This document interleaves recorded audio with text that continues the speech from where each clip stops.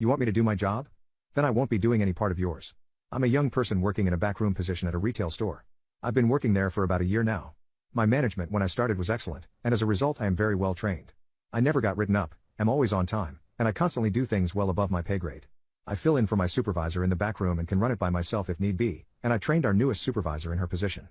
I knew all the fine details and was a team trainer as well. Basically, I was a supervisor but without the pay raise. My managers moved on to greener pastures and their positions were filled by new management. The new management doesn't compare to the quality of the old management. Our store manager, I'll call her Karen, is the worst manager I've had the displeasure of working for. She loves workplace politics, acting snaky and micromanaging everything. When suggested solutions to problems, Karen would rather take a less effective route just to be the one in charge. When she messes up, instead of admitting it, Karen blames anyone but herself and makes it their responsibility to avoid looking dumb.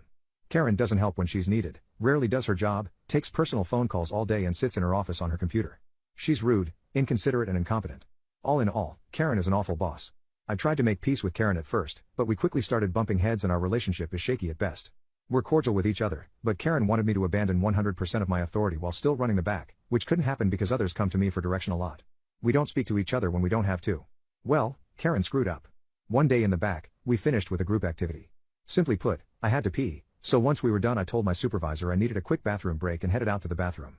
The second I began my business, I got called on the intercom by Karen to come to the back room. Sigh. I finished up quickly and got back to the stockroom. I was gone for about 2 to 5 minutes tops. When I walked in, Karen was immediately interrogating me on where I'd been and what I was doing. I told her I'd gone to the bathroom and she continued asking, like the answer was going to be different.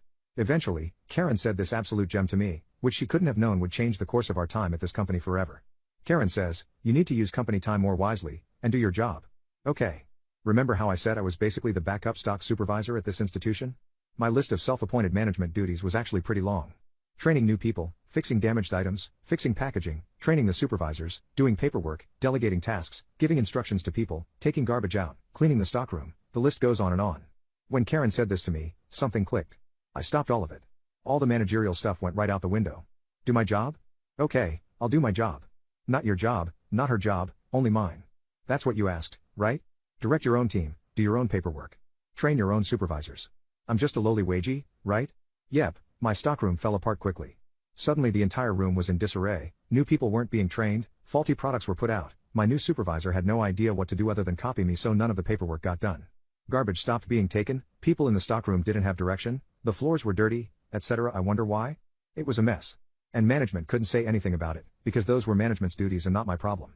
I know that Karen knew what I did, but all she could do was silently fume about it, suck it up and actually do her job. She got pissy with me after this and tried giving me less shifts, but that didn't last. Management finally got involved with the stockroom. I've never been so satisfied with myself, all because Karen couldn't accept that I had to pee.